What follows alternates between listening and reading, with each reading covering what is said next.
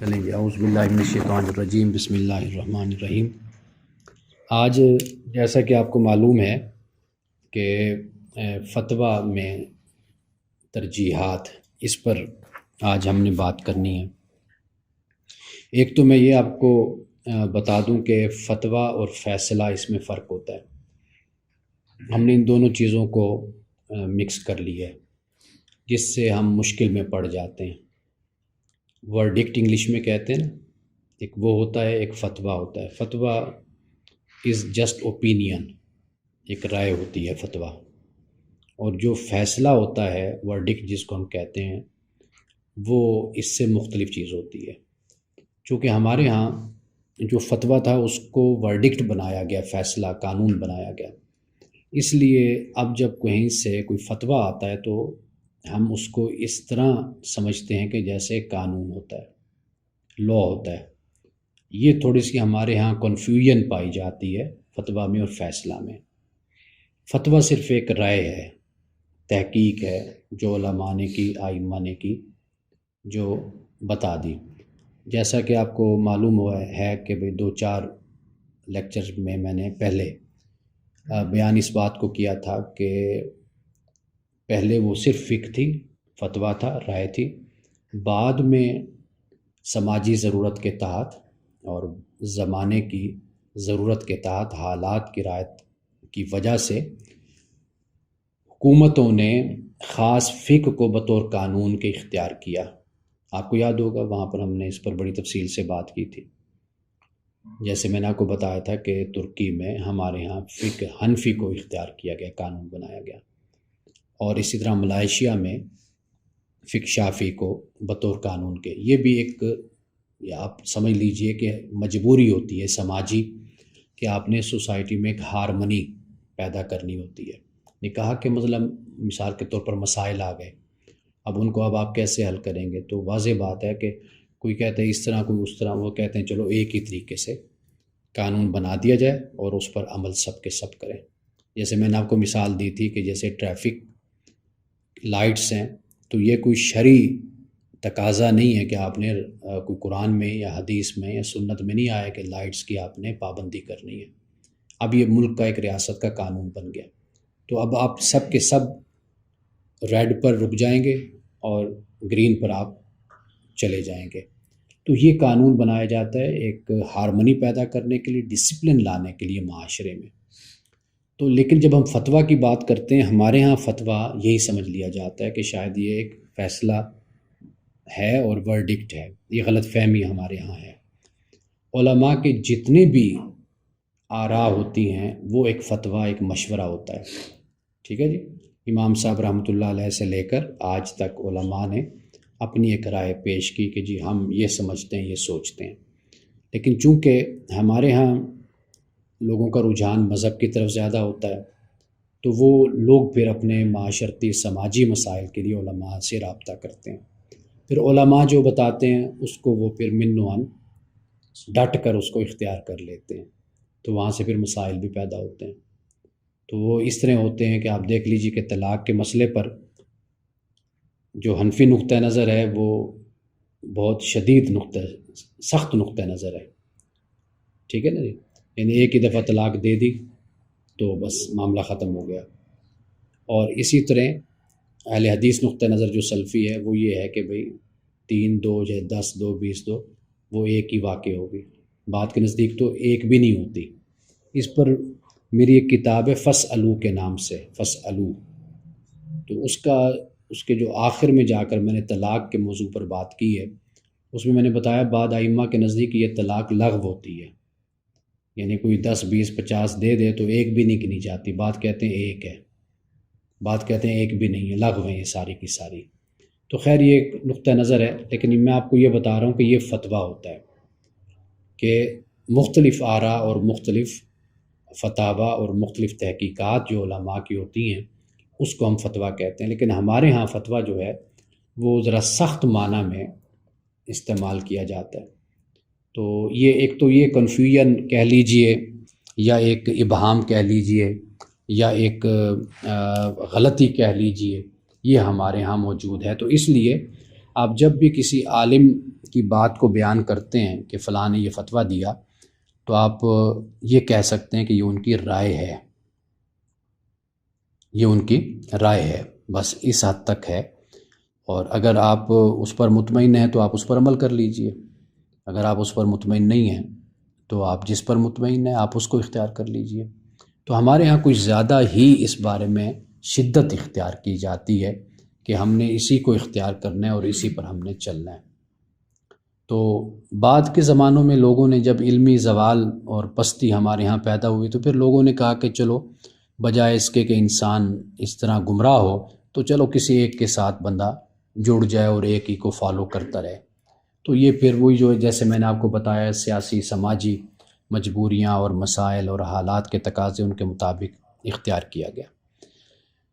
اس لیے جو فتویٰ کی تعریف کی گئی ہے نا وہ ہے اخبار عن حکم اللہ تعالی فی الزام او اباحت، کہ اللہ سبحانہ و تعالیٰ کا جو حکم ہے اس کے متعلق یا اس کے مطابق بتانا ہے کہ یہ اللہ کا حکم ہے یا یہ حکم نہیں ہے، یہ اباحت ہے، مباح ہے، جائز ہے، تو یہ اس کو فتویٰ کہتے ہیں، یہ فتویٰ ہے۔ اور ہمارے علماء ائمہ فتویٰ دینے میں یا رائے دینے میں ہمیشہ احتیاط برتا کرتے تھے۔ اس کے بارے میں بہت مواد ہماری کتابوں میں موجود ہے کہ کس طریقے سے، بلکہ صحابہ اکرام رضوان اللہ تعالی علیہم اجمعین، حضرت عبد الرحمن بن ابی لیلہ یہ تابعی ہیں، تو یہ بیان کرتے ہیں کہ میں 120 صحابہ کے پاس گیا، انہوں نے کہا کہ مجھ سے زیادہ وہ جانتے ہیں، وہ زیادہ جانتے ہیں، وہ زیادہ جانتے ہیں۔ وہ کہتے ہیں 120 سے گھوم کر پھر میں واپس پہلے پر آ گیا۔ یعنی یہ صحابہ کے احتیاط کا عالم یہ تھا کہ وہ اس طرح بات نہیں کہتے تھے، منہ سے نکالتے نہیں تھے۔ ہمیں تو اس بات کا ڈر ہوتا ہے نا کہ اگلا ہمیں جاہل نہ سمجھے کہ یہ کیا کہے گا بھئی یار تو نے 8 سال درس نظامی پڑھا پھر بھی تجھے کچھ نہیں آتا، تو ہم تو اس ڈر سے کچھ نہ کچھ پھر کہہ ڈالتے ہیں۔ لیکن جو بزرگوں کا طریقہ تھا وہ یہی تھا کہ بھی وہ نہیں بات کہتے تھے۔ امام مالک رضی اللہ تعالیٰ عنہ آپ کا یہ ارشاد ہے کہ آپ فرماتے کہ میرے زمانے کے جو علماء ہیں ان سے جب پوچھا جاتا تھا مسئلہ تو ان پر موت طاری ہو جاتی تھی، یعنی اس طرح ان کو جواب دینا جیسے ہم کہتے ہیں تینوں موت پہ آ گئی، یعنی ان کی یہ حالت ہو جاتی تھی کہ کچھ سوال پوچھے تو وہ چپ، جیسے موت پڑ جاتی ہے، بولنا ہی نہیں، آگے سے جواب ہی نہیں دینا، پریشان ہو جانا، یہ ان کا طریقہ ہوتا تھا۔ اور عبد الرحمن بن مہدی، امام عبد الرحمن بن مہدی، وہ کہتے ہیں کہ امام مالک کے پاس ایک شخص آیا اور اس نے آپ سے مسئلہ پوچھا تو آپ نے کہا مجھے علم نہیں ہے، میں نہیں جانتا، تو وہ بڑا پریشان ہوا، وہ کہنے لگا جی مجھے تو میرے بستی والوں نے بھیجا ہے، قبیلے والوں نے کہ جا کر امام مالک سے مسئلہ پوچھ کر آؤ، تو میں ان کو کیا کہوں گا کہ بھئی کہ کیا ان کو جواب دوں؟ انہوں نے کہا کہ جا کر امام مالک سے مسئلہ پوچھ کر آؤ، تو کہنے امام مالک نے فرمایا کہ انہیں کہنا کہ امام مالک نے کہا مجھے نہیں پتہ، سیدھا سمپل سا، لا عالم، میں نہیں جانتا اس مسئلے کے بارے میں۔ تو یہ ان کی احتیاط کا عالم تھا، چونکہ ہمارے ہاں آپ کو پتہ ہے اس طرح کا کلچر نہیں ہے اور ہم کوئی نہ کوئی جواب دینا جو ان سے ہے وہ لازم اور ضروری سمجھتے ہیں۔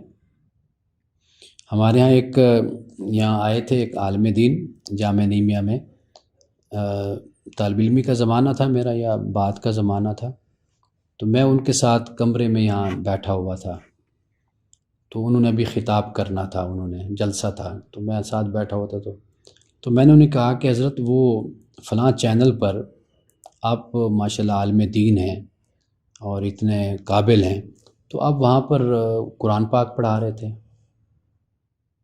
قرآن پڑھا رہے تھے تو آپ تو عالم ہیں، تو آپ کیوں قرآن کی کلاس وہاں پر آپ نے لے لی؟ کہنے لگے کہ امانت صاحب اگر میں نہ لیتا نا تو وہاں پر کوئی دیوبندی وہاں بھی آ جاتا، تو اس لیے میں نے قرآن کی بھی کلاس لے لی تاکہ کسی اور کی جگہ نہ بنے۔ تو ہم تو دوسرے کو مطلب اس طریقے سے کاٹتے بھی ہیں اور ہماری کوشش ہوتی ہے کہ یہ جو مسئلہ ہے میں بتا دوں تاکہ ہمارے مسلک اور ہماری جماعت سے بندہ جڑا رہے۔ اگر میں یہ کہوں گا کہ بھئی مجھے نہیں پتہ تو واضح بات ہے وہ کسی اور کے پاس جائے گا، تو کسی اور کے پاس جائے گا، پتہ کس کے پاس چلا جائے، تو بہتر ہے کہ غلط ملت جو بھی بتانا ہے میں ہی بتاؤں تاکہ یہ ہمارے ساتھ قائم رہے۔ اور ویسے بھی بندہ ہر فیلڈ کا ماہر نہیں ہوتا، کہہ بھی دینا چاہیے کہ جو مجھے نہیں آتا، مجھے نہیں پتہ۔ تو تو آپ جانتے ہیں کہ انتم اعلم بامور دنیاکم کے الفاظ ہیں جو رسول اللہ صلی اللہ علیہ وسلم نے فرمائے۔ آپ جانتے ہیں نا کہ جب مدینے میں آپ تشریف لائے تو آپ کے پاس صحابہ آئے تو انہوں نے عرض کیا رسول اللہ کیا ہم پیوند کاری کر لیں، یعنی مذکر مؤنث جو ہوتے ہیں کھجوروں میں ان کے ہم کٹھے۔ آج بھی اسی طرح ہوتا ہے، آپ نے کچھ بھی کوئی درخت لگانا ہے تو دونوں کٹھے لگائے جاتے ہیں، مذکر مؤنث ان میں ہوتا ہے۔ تو رسول اللہ نے اپنے فطری حیا کی وجہ سے، شرم کی وجہ سے آپ نے منع کر دیا، کہہ دیا ان کو کہ نہ کرو ایسا۔ تو لیکن پھر وہ فصل کم ہوئی، کھجوریں کم ہوئی، تو پھر اگلے سال آیا یا رسول اللہ ہم ایسا کریں نہ کریں، تو آپ نے فرمایا انتم اعلم بامور دنیاکم، کہ دنیا کے معاملات کو تم بہتر جانتے ہو، مطلب یہ کہ اپنے معاملات اپنے طریقے سے لے کر چلو۔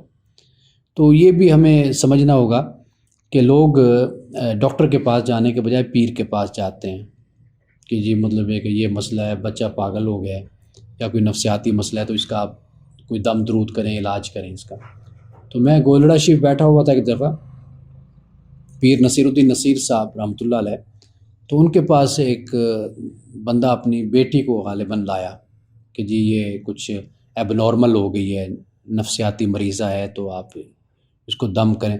تو پیر صاحب نے بڑا ڈانٹا اس کو، تو ان کا بھائی اس کو لے جاؤ کسی ماہر نفسیات کو جا کر دکھاؤ، میرے پاس لے کر آ گیا، میں ماہر نفسیات ہوں، اس کا علاج کرو، تو اس کو لے جاؤ جا کر کسی اچھے ماہر نفسیات کو، سائیکالوجسٹ کو دکھاؤ، وہ اس کا علاج کرے۔ تو یہ بھی ہمیں چیز سمجھنی ہوگی کہ ہر فیلڈ کا، ہر شعبے کا ماہر ہم نہیں ہو سکتے۔ پیغمبر جب یہ فرماتے ہیں انتم اعلم بامور دنیاکم، تو اس سے ایک سنت جو ہمیں معلوم ہوتی ہے، وہ سنت یہی ہے کہ بندہ جو جس میں مہارت حاصل کرے یا جو عنایت ہو رب کی، تو بندہ اسی کی بات کرے، ہر معاملے میں نہ جائے۔ آپ علیہ السلام کی جو سب سے بڑی حیثیت اور مقام اور مرتبہ ہے وہ یہی ہے کہ آپ نذیر ہیں، آپ بشیر ہیں، آپ ہادی ہیں، ہدایت دینے والے ہیں، اللہ کے نبی اور رسول ہیں۔ تو آپ کی یہ اصل ذمہ داری تھی جس کو قرآن پاک نے بیان کیا، وہ آپ نے اپنی ادا فرمائی۔ یا ایھا الرسول بلغ ما انزل الیک من ربک وان لم تفعل فما بلغت رسالتہ، تو یہ قرآن پاک بیان کرتا ہے۔ تو ہمارے محلے میں ایک صاحب تھے، وفات پا گئے بیچارے، ان کو برین ہیمریج ہو گیا، ایک ہلکا سا اٹیک پہلے ہوا، مائنر سا، تو وہ گاڑی ان سے جو ہے وہ یعنی غلطی سے وہ مڑ گئی، یعنی بے ہوشی طاری ہوئی، کچھ ایسا ہوا، تو بڑی مشکل سے ایکسیڈنٹ سے ان کو بچایا۔ تو وہ بچے ساتھ تھے تو گھر لے آئے، تو اب وہ پیر صاحب کے پاس گئے، پیر صاحب نے کہا چھڑ تو ڈاکٹراں نو کسی کو نہ جا، بس گھر ہے ملاداں کر، ٹھیک ہو جائے گا، کوئی مسئلہ نہیں۔ تو وہ بیچارہ ملاد شلاد کرتا رہا، گھر میں اپنے لنگر پکاتا رہا، کھلاتا رہا لوگوں کو، لیکن آخر کار یہ ہوا کہ ایک دن وہ صبح کے ٹائم نہانے گیا باتھ روم میں، تو وہاں پر ایسا کوئی گرا، اس کے بعد وہ کومے میں چلا گیا، اور پھر وہ بیچارہ فوت ہو گیا، یعنی پھر کومے سے وہ باہر نہیں آ سکا، ایسا کوئی اس کو یعنی وہ برین ہیمریج ہوا۔ اب جب کہ ڈاکٹروں نے کہا کہ بھئی تم اپنا علاج کروا لو، فوری کروا لو، یہ تمہیں اٹیک ہوا ہے تو یہ کلوٹ ہے، خون کا ہوتا ہے نا کلوٹ، تو وہ ہے اس میں، اگر یہ نہیں کرواؤ گے تو مسئلہ گڑبڑ ہو جائے گا۔ اب جیسے مثال کے طور پر میرے بیٹے کا ٹیچر، وہ اس کا ایکسیڈنٹ ہوا تو اس کو کلوٹ اسی طرح جم گیا، اس نے فوری آپریشن کروا لیا، تو الحمدللہ اب ٹھیک ہے، خیریت سے وہ۔ تو وہ پیر صاحب نے کہا کہ بھئی آپ نے کوئی نہیں جانا ڈاکٹراں دے کول، تے تسی میلاد مناؤ تے گھر چ اپنا لنگر شنگر چلاؤ تے لوکاں نوں کھواؤ تے انشاءاللہ تسی ٹھیک ہو جاؤ گے۔ تو وہ بیچارہ اس طرح ٹھیک ہوا۔ تو وہ ایک پیر صاحب تھے، ان کے پاس ایک خاتون آتی تھی، کینسر کی مریضہ تھی، تو پیر صاحب نے انہوں نے کہا کہ بھئی علاج کوئی نہیں کرانا، تو دم شم تیرا میں کراں گا تو ٹھیک ہو جائے گی۔ تو وہ کافی بیچاری عرصہ آتی رہی، تو پھر کافی عرصہ نظر بھی نہ آئی۔ میں نے پیر صاحب سے پوچھا کہ بھئی وہ پیر صاحب وہ خیریت سے ہے خاتون جو آتی تھی؟ آپ ہاں ٹھیک ہے الحمدللہ، کچھ نہیں ہے، ٹھیک ہوگی۔ اچھا وہ بعد میں پتہ چلا فوت ہو گئی بیچاری۔ تو یہ جو رویہ ہے نا ہمارے ہاں، یہ بالکل غیر اخلاقی، غیر اسلامی، غیر شرعی طریقہ کار ہے۔ علماء کا، ائمہ کا، فقہاء کا، محدثین کا ہرگز یہ طریقہ نہیں تھا۔ انبیاء علیہ السلام کی نہ سنت ہے یہ، نہ صحابہ کا یہ طریقہ ہے کہ آپ ہر چیز میں آپ اپنے آپ کو حرفن مولا بنا کر آپ لوگوں کے سامنے پیش کریں گے جی میں ہر بیماری کا میں علاج کروں گا، نہیں کہوں گا، جواب نہیں دوں گا تو پتہ نہیں لوگ میرے بارے میں کیا سوچیں گے، یہ جاہل ہے، اس کو کچھ نہیں آتا. یہ غلط بالکل طریقہ ہے. یہ دکانیں اپنی بنانا، اپنی جماعتیں، تنظیمیں، اور پھر اس بنیاد پر اپنے ایجنڈے کو آگے لے کر جانا، یہاں پر پھر کمپرومائز انسان کر کے آگے چلتا ہے، اور یہ بالکل غیر اسلامی طریقہ ہوتا ہے. آپ کو صاف ستھرے طریقے سے چلنا چاہیے. ہمیں نہیں معلوم کہ ہماری ان حرکتوں سے اسلام کو کتنا نقصان ہوتا ہے. جب آپ کہتے ہیں جی نہیں میں علاج ہو جائے گا، اور جب اگلا کسی بڑے حادثے سے دو چار ہوتا ہے تو کیا پھر اسلام کی بات آپ کریں گے؟ اگلے کہیں گے یہ آپ کا اسلام ہے، یہ دین ہے، آپ نے کہا کہ جی یہ ہو جائے گا، وہ ہو جائے گا. کیا ہوا؟ لوگ بڑے بڑے دعوے کرتے ہیں. تو یہ طریقہ ہمارے اسلاف کا، بزرگوں کا نہیں ہے. جو معاملہ تھا وہ انہوں نے کہہ دیا، بتا دیا. امام مالک نے یہ فرمایا اس کو کہ بھئی کہ وہ بیچارہ شرمندہ ہو رہا تھا کہ بھئی مجھے قبیلے والوں نے بھیجا جا کر امام سے مسئلہ پوچھ کر آؤ، آپ کہتے ہیں مجھے علم نہیں ہے، تو میں جا کر ان کو کیا کہوں گا؟ فرمایا جا کر ان کو یہ کہہ دینا بھی امام مالک کہہ رہے مجھے نہیں اب پتہ، بات ختم ہو گئی. اور اسی طرح میں نے وہ بھی آپ کو بات بتائی تھی کہ امام مالک کے پاس کوئی دور سے کوئی آیا تھا مسئلہ پوچھنے، آپ نے اس کو نہیں بتایا. کسی نے کہا جی اتنی دور سے بیچارہ پوچھنے آیا تو آپ نے مسئلہ نہیں بتایا. آپ نے فرمایا کہ بھئی میں آج اس کو بتا دوں یہ مسئلہ پوچھ کے چلا جائے گا، کئی دنوں کی مسافت سے یہ آیا یہاں پر، تو میں اس کو بتا دوں یہ چلا جائے گا. ممکن ہے کہ وہ مسئلہ اس سے میں رجوع کر لوں، اس سے بہتر رائے میرے سامنے آ جائے تحقیق کے بعد، تو پھر میں کیا کروں گا. یہ حضرت امام مالک کا طریقہ تھا اور بزرگوں کا یہ طریقہ تھا. حضرت سفیان بن عیینہ جو تابعی ہیں، ان کا یہ ارشاد میں ابھی بشارت صاحب کو بھی سنا رہا تھا کہ وہ کہہ رہے ہیں اجرا الناس علی الفتویٰ، کہ لوگوں میں سے جو زیادہ جری قسم کا انسان ہوتا ہے نا، فتوے پہ جرت دکھاتا ہے، فٹ فتویٰ دے دیا، فٹ فتویٰ دے دیا، تو کہتے ہیں اقلہم علما، کہ وہ شخص علم میں کم ہے، اس میں علم نہیں ہے، وہ کم تر شخص ہے کہ جو فتووں میں جری ہوتا ہے. اللہ تعالیٰ معاف فرمائے، کیونکہ یہ بھی خدا کے ہاں پکڑ ہے. رسول اللہ صلی اللہ علیہ وسلم کی ایسی بہت سی احادیث ہمیں ملتی ہیں کہ جس کے بارے میں رسول اللہ نے فرمایا کہ علم نہ ہونے کے باوجود کوئی فتویٰ دیتا ہے تو آپ نے فرمایا کہ وہ خود اس کا ذمہ دار ہے کل خدا کی بارگاہ میں. تو اس لیے اس معاملے میں ہمیں ڈرنا چاہیے، اور تقویٰ کا اظہار، یعنی تقویٰ یہی ہے کہ انسان کوئی بات کہنے میں محتاط ہو اور ڈرے اس بات سے کہ وہ ایسی بات منہ سے نہ نکالے کہ لوگ تو پھر اس پر عمل کرنا شروع ہو جاتے ہیں. آپ دیکھ لیں نا کہ ایک عالم ایک رائے دیتا ہے، فتویٰ دیتا ہے، بتاتا ہے، پھر اس کے بعد لوگ چل پڑتے ہیں نا، اسی راہ پر چل پڑتے ہیں. لوگوں میں شدت آ جاتی ہے. اگر عالم رہنما اگر نرم طبیعت کا ہے، علم والا ہے، اچھا ہے، اخلاق والا ہے، میٹھی زبان والا ہے، آپ دیکھیے وہ سارے کے سارے میٹھی زبان والے ہو جاتے ہیں. آپ دیکھیں کہ اگر وہ سخت زبان ہوگی سارے کے سارے سخت زبان والے ہو جاتے ہیں. تو لوگ تو اتنا اثر لیتے ہیں. تو اس لیے جو جس کے پیچھے لوگ چلنے والے ہوں، جس کی بات کو سننے والے ہوں، اسے ہمیشہ احتیاط کا راستہ اختیار کرنا چاہیے. اچھا، اب جو فتویٰ میں ترجیحات کی میں نے بات کی تھی، ایک تو بنیادی بات یہ ہے کہ یسر کو اختیار کرنا، آسانی کو اختیار کرنا، یہ رسول اللہ صلی اللہ علیہ وسلم کی سنت بھی ہے. اور اس یسر سے ہرگز یہ مطلب نہ سمجھا جائے، اس لیے کہ ہم فوراً منفی بات ہم سوچتے ہیں، وہ یہ ہے کہ بھئی یسر سے ہرگز یہ نہ سمجھا جائے کہ بھئی آپ اسلام کے کسی حکم پر کمپرومائز کر رہے ہیں. آپ صرف وہ گنجائش بیان کریں گے جو گنجائش اللہ نے رکھی ہے اپنی بات میں، جو رسول اللہ صلی اللہ علیہ وسلم نے بیان کی ہے، یا جو اللہ اور اس کے رسول نے جس بات کو بیان نہیں کیا تو وہاں پر پھر آپ کے لیے گنجائش نکلتی ہے. تو یہ یسر کا طریقہ ہے. یعنی مثال کے طور پر آپ دیکھیے کہ زوال سے پہلے رمی نہیں کر سکتے نا، یعنی جب آپ حج پر جاتے تو رمی جو کنکریاں مارتے ہیں تو زوال سے پہلے نہیں ہے. یہ فقہاء احناف کے نزدیک یہ نہیں ہے، لیکن بعد فقہاء جو ان سے ان کے نزدیک یہ کر سکتے ہیں. اب یہاں پر جو مسئلہ ہمارے سامنے آتا ہے کہ وہاں پر جب لوگ جاتے ہیں تو وہ حکومت کی طرف سے بھی اور وہاں کے جو علماء ہیں، مفتیان کرام ہیں، وہ کہتے ہیں جی آپ رمی زوال سے پہلے نہیں کر سکتے. نہ کرنے کی وجہ سے ہوتا کیا ہے، پھر اس کے بعد جو زور پکڑا جاتا ہے زوال کے بعد، پھر لوگ جاتے ہیں اور پھر وہ دن کا اور وقت کا تعین، یہ ایک علیحدہ مسئلہ ہے. یعنی اگر آپ فقہ کی کتابیں اٹھا کر اور کتاب الحج کو دیکھیں گے، یہ مسئلہ وہاں پر تفصیل کے ساتھ آپ کو مل جائے گا۔ اب اس سے ہوتا کیا ہے؟ اس سے پھر وہی کچھ ہوتا ہے جو آپ دیکھتے ہیں کہ جو حج کے موقع پر جب وہ رمی کرتے ہیں، کنکریاں مارتے ہیں، تو وہاں پر جو پھر کتنے سینکڑوں ہزاروں لوگ پھر ان کی اموات واقع ہوتی ہے، ہلاک ہو جاتے ہیں لوگ اور کچلے جاتے ہیں بیچارے، اور یعنی نہ دیکھنے والے مناظر ہوتے ہیں۔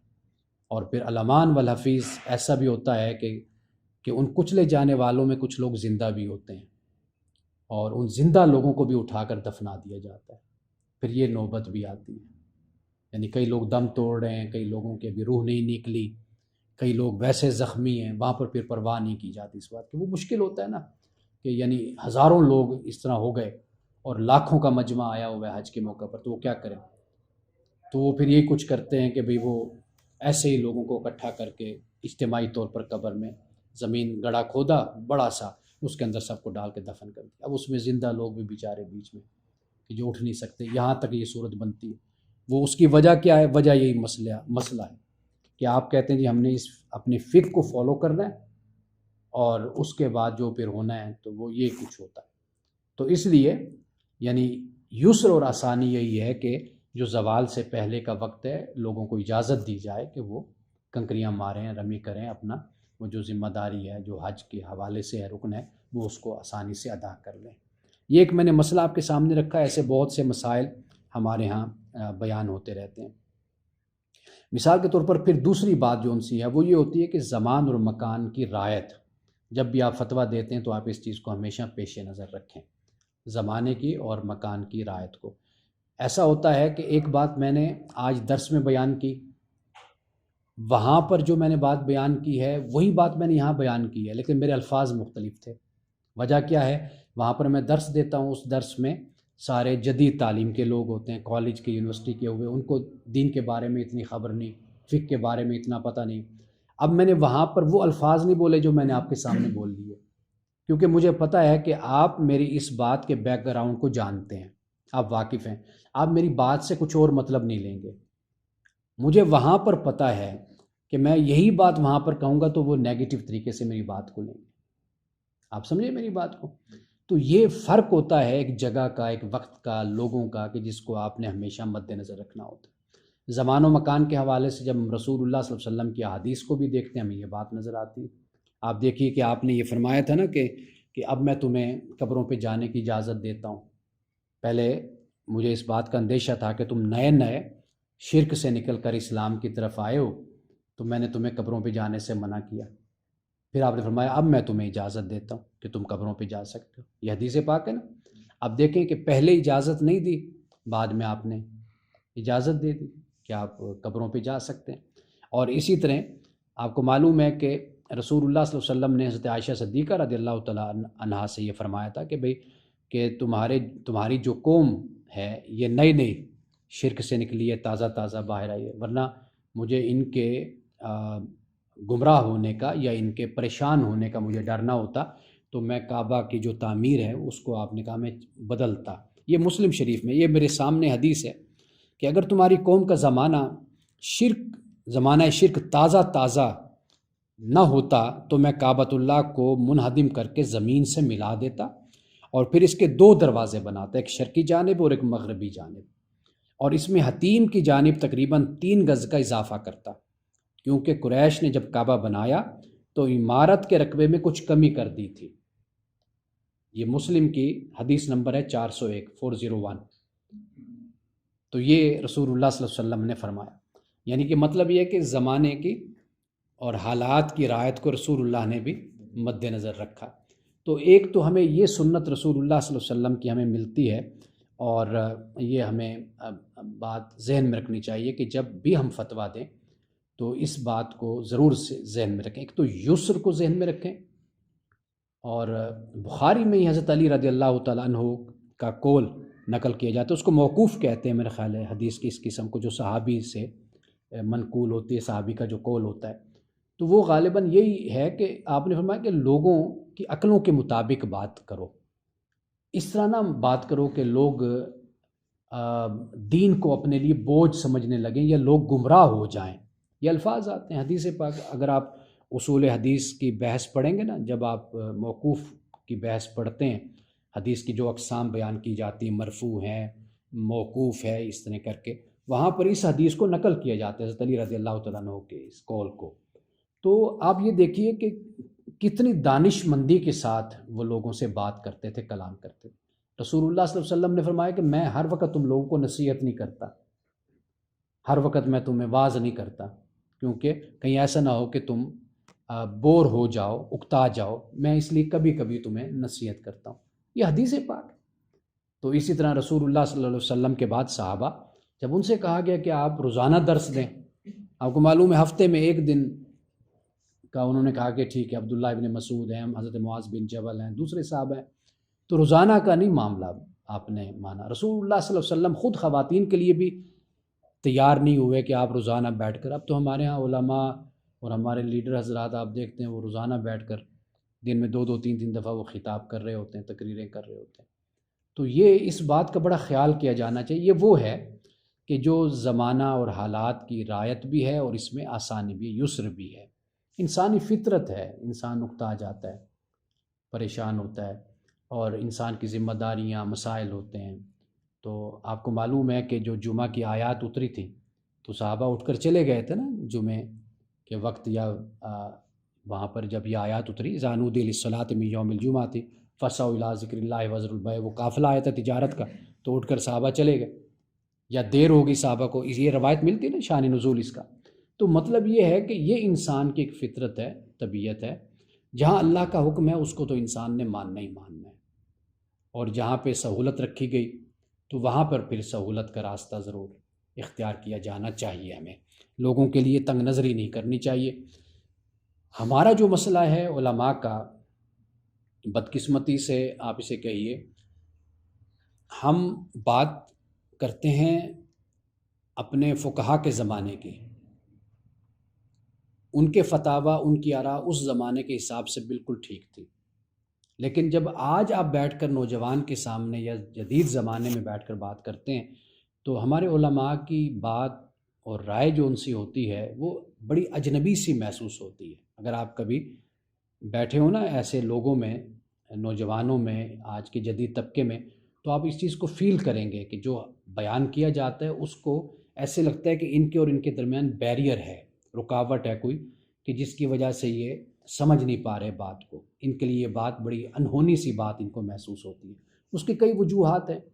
ایک یہ ہے کہ جو علم ہم نے پڑھا، جو علم انہوں نے پڑھا، اس میں فرق ہو گیا، کچھ زبانوں کا فرق ہے، کچھ اصطلاحات کا فرق ہے، کچھ ماحول کا فرق ہے، بہت سے فرق ہوتے ہیں، لیکن یہ کہ ان چیزوں کو ہمیں سمجھنا چاہیے، علماء کو، مفتیان کرام کو اور فقہا کو، جو ہم میں لوگوں کو تعلیم و تبلیغ کرتے ہیں، سکھاتے ہیں، پڑھاتے ہیں، وہ اس چیز کو ضرور مد نظر رکھیں، حالات اور زمانہ کی رعایت۔ اس پر ایک بڑی اچھی کتاب بھی ہے تقی امینی صاحب کی، حالات و زمانہ کی رعایت پر، اور انہوں نے بڑے مسائل، 250-300 صفحات کی کتاب ہے، اس میں انہوں نے ایک ایک کر کے مسئلوں کو بیان کیا ہے کہ بھئی اس وقت کیا صورتحال تھی، اور پھر کس طرح خلفائے راشدین نے اور بعد میں صحابہ نے اور فقہا نے کس طرح رائے کو بدلا، پہلی رائے کو چھوڑ کر پھر دوسری رائے کو اختیار کیا۔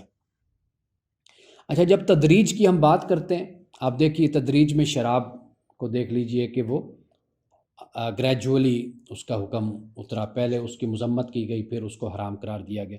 غلامی کو آپ دیکھ لیجئے، غلامی میں آج بھی اختلاف ہے کہ غلامی اسلام نے اس کو حرام بھی قرار دیا یا نہیں قرار دیا، یہ حرام ہے بھی صحیح یا نہیں ہے، اس پر بھی آپ کو پتہ ہے ہمارے ہاں اختلاف ہے۔ تو لیکن تدریجی عمل ہے ایک، کہ جو غلامی کے حوالے سے، شراب کے حوالے سے۔ اچھا، اب آپ اس پر کہیں گے کہ جی یہ تو قرآن کی بات ہو گئی، یہ تو رسول اللہ صلی اللہ علیہ وسلم کے زمانے کی بات ہوگی اس تدریج کے حوالے سے، لیکن ایک اور میرے سامنے مثال ہے حضرت عمر بن عبدالعزیز کی۔ آپ جانتے ہیں کہ ان کو خلیفہ راشد کہا جاتا ہے، حضرت عمر بن عبدالعزیز کو۔ ان کے بیٹے آپ کے پاس آئے تھے، عمر بن عبدالعزیز کے صاحبزادے، کہا کہ ابا جان آپ جو حق ہے آپ نافذ کیوں نہیں کر دیتے فوری؟ یعنی آپ ریاست چلا رہے ہیں، حکمران ہیں، خلیفہ ہیں، آپ فوری حق کو نافذ کیوں نہیں کر دیتے اسلام کو؟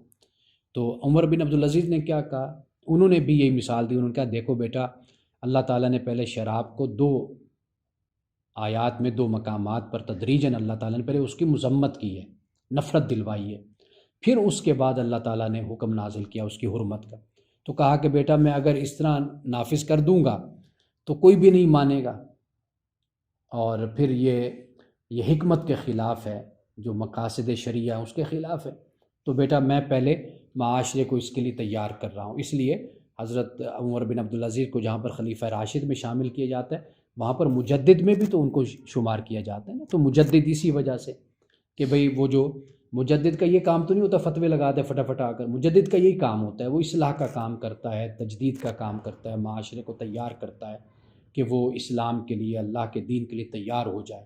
پھر جب اس کا نفاذ ہوتا ہے تو وہ پھر آسانی کے ساتھ اس کا نفاذ ہوتا ہے اور لوگ اس کو قبول بھی کرتے ہیں۔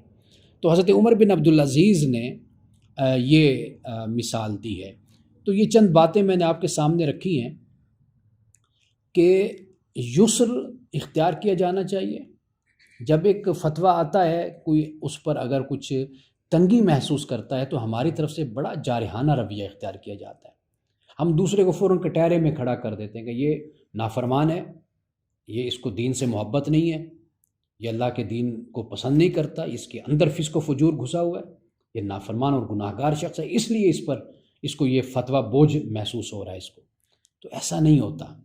تو تھوڑا سا ہمیں انسانی فطرت اور جبلت اور ان چیزوں کو بھی ہمیں سمجھنا چاہیے۔ دیکھیے قرآن پاک پڑھتے ہیں، لا نکلف نفسا الا وسعها، قرآن کہتا ہے کہ اللہ پاک فرماتے ہیں کہ انسان کی وسعت سے بڑھ کر اس پر تکلیف ہم نہیں ڈالتے، بوجھ نہیں ڈالتے۔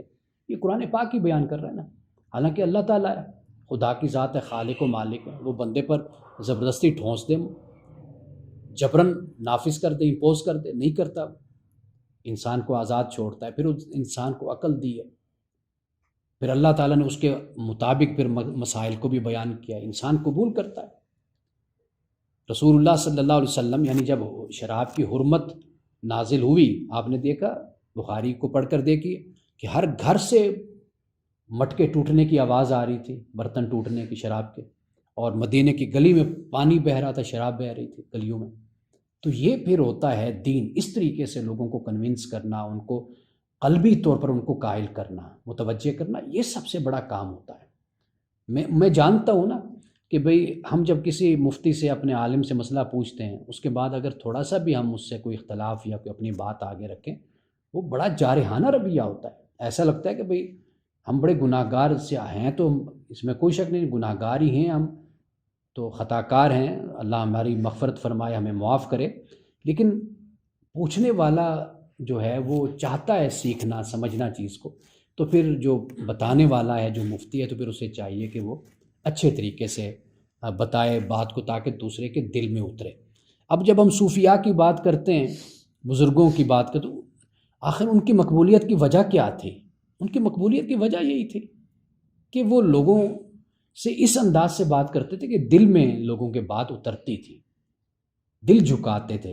حضرت داتا صاحب ہیں، سید علی جویری رحمۃ اللہ علیہ ہیں، اور بڑے بزرگ ہیں، آپ دیکھیے ادھر ہیں، وہ ہندوستان میں ہیں۔ تو لوگ کیوں ان کے عقیدت مند بنے؟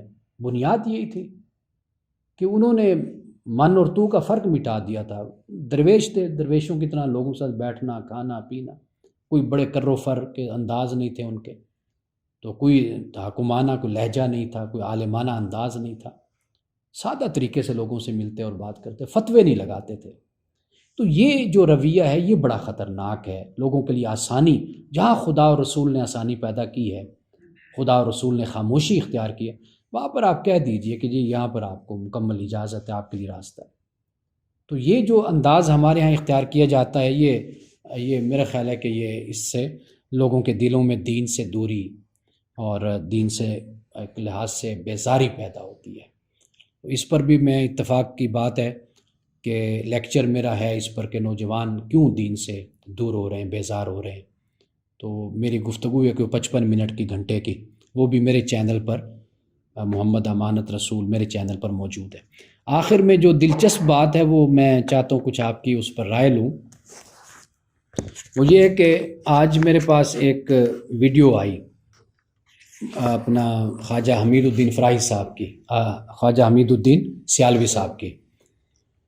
اس میں وہ فرما رہے ہیں، وفات پا گئے، اپنے مریدوں سے کہہ رہے ہیں کہ بھئی وہ ڈھول بجاتے ہیں، تو بھئی تم ڈھول بجا رہے تھے، میں نے تم کو روکا نہیں ہے، تمہیں پتہ ہے میں نے کیوں نہیں روکا؟ تو وہ کہنے لگے کہ اس لیے کہ ڈھول سننا رسول اللہ کی سنت ہے، ڈھول کو سننا، ڈھول کی آواز سننا رسول اللہ صلی اللہ علیہ وسلم کی سنت ہے۔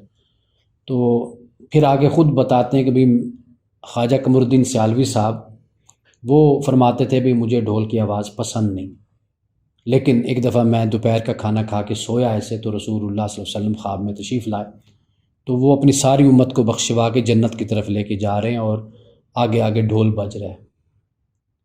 تو کہتے ہیں یہ رسول اللہ کی سنت ہے ڈھول کو سننا، ڈھول کی آواز سننا۔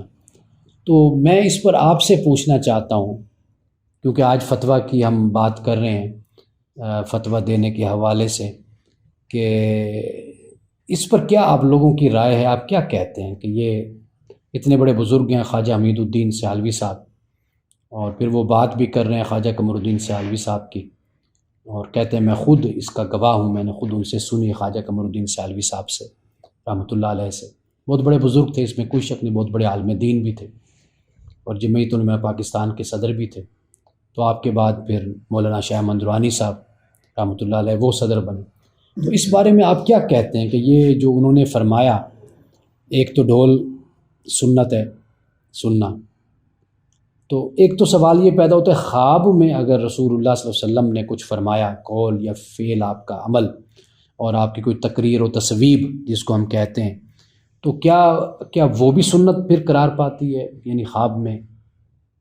تو یہ میں آپ چونکہ علماء میں آپ کا شمار ہوتا ہے، فضلاء ہیں، آپ پڑھ رہے ہیں، تو آپ اس پر کیا آپ کی رائے ہے، کیا آپ سوچتے ہیں، اور کیا اوپینین ہے؟ آپ باری باری میں چاہوں گا کہ آپ اس پر اپنی رائے کا اظہار کریں۔ میں بشارت صاحب سے نہیں ابھی پوچھوں گا، کیونکہ بشارت صاحب کچھ کہہ دیں گے تو وہ پھر جامعہ سے باہر کے خواب کے بارے میں تو بات نہیں کر رہا میں، اس کے بارے میں کہ سنت انہوں نے شاید اس حوالے سے کہا کہ جب حضور علیہ السلام تشریف لائے تھے مدینہ میں تو دف پہ قیاس کرتے ہوئے جیسے دف وغیرہ بجاتے ہیں، شاید ان کے ذہن میں یہ ہو۔ نہیں، وہ یہ کہہ رہے ہیں کہ خواب کا بھی انہوں نے حوالہ دیا، وہ کہتے ہیں خواب میں سنا۔ خواجہ صاحب فرماتے ہیں بھی میں نے خواب میں دیکھا کہ ساری امت کو بخشوا کے رسول اللہ جنت کی طرف لے کے جا رہے ہیں، تو آگے آگے ڈھول بج رہے ہیں۔ تو وہ کہتے ہیں کہ بس پھر مجھے بھی کہا اپنا رسول اللہ صلی اللہ علیہ وسلم نے فرمایا قمر الدین صاحب بھی تم بھی مطلب جنت میں جا رہے ہو، یا اس طرح کر کے وہ بیان ہے۔ تو میں دین میں ترجیحات کا جو گروپ ہے ہمارا اس میں بھیجوں گا، اس کو آپ سنیں۔ تو اس میں یعنی میں رہنمائی چاہتا ہوں اصل، یعنی میں نے کچھ لکھا بھی ہے اس پر، تو لیکن میں چاہتا ہوں کہ بھئی آپ لوگ کیا اس پر، ایک ہوتا ہے دیکھیے، ایک ہوتی ہے ہماری عصبیت، تعصب۔ اگر یہ بات کسی اور نے کہی ہوتی تو شاید اب تک ہم اس پر کوئی فتویٰ صادر کر چکے ہوتے یا کوئی دے چکے ہوتے علماء کی طرف سے ہمارے۔ تو اب خاموشی ہے ہر طرف اہل سنت۔ میں نے اس پر لکھا ہے کہ بھئی دو باتیں، ایک تو میں نے یہی لکھا ہے کہ بھئی کیا آیا کہ یہ خواب میں جو کسی نے دیکھا تو کیا وہ بھی سنت بن جاتا ہے عمل، اور دوسری بات جو میں نے لکھی وہ یہ ہے کہ ہمارے علماء جو ہیں اہل سنت کے وہ کہتے ہیں جی درباروں پہ جو کچھ بھی ہوتا ہے یہ ہمارے عقیدے اور نظریات کے خلاف ہوتا ہے، یہ ہمارا عقیدہ نہیں، یہ بدعت ہے، خرافات ہے۔ تو یہ اب جو کچھ ہو رہا ہے، یعنی خواجہ حمید الدین سیالوی صاحب کے سامنے ہی دربار پر ڈھول بجے ہیں، یہ وہاں گئے ہیں ڈھول بجے ہیں دربار پہ، تو اب اس کو یعنی اتنی بڑی گدی، اور آپ جانتے ہیں کہ ان سے جو بڑی گدی ہے وہ صرف آلو مہار شریف والی ہے گدی، چشتیاں والی پاکستان کی سب سے بڑی گدی وہ ہے، اس کے نیچے سارے آتے ہیں۔ اب جو سیال شریف والے ہیں ان کے تحت گول رشیف والے بھی ہیں، سب کے سب پھر ان کے نیچے آتے ہیں، ٹھیک ہے نا جی۔ جیسے اوکاڑا میں جو گدی ہے وہ کون سی ہے بڑی مشہور؟ کرما والا، پھر کرما والا کے ماتحت پھر شیر محمد شرک پوری رحمۃ اللہ علیہ آ جاتے ہیں، پھر ان کے تحت آ جاتے ہیں کیلیاں والے، یعنی یہ اس طرح لڑی بنتی ہے۔ تو سیال والے بہت بڑے بزرگ ہیں، یعنی ان کی یہ بات آپ کس کیٹیگری میں ڈالیں گے، کس کلاس میں ڈالیں گے، کس خانے میں ڈالیں گے، کیا یعنی اس کا کیا ہوگا؟ یا زبانیں چپ ہو جائیں گی کہ بزرگوں نے یہ فرما دیا تو لہٰذا اس پر ہم کچھ نہیں کہہ سکتے، بزرگ جو بھی فرماتے رہیں؟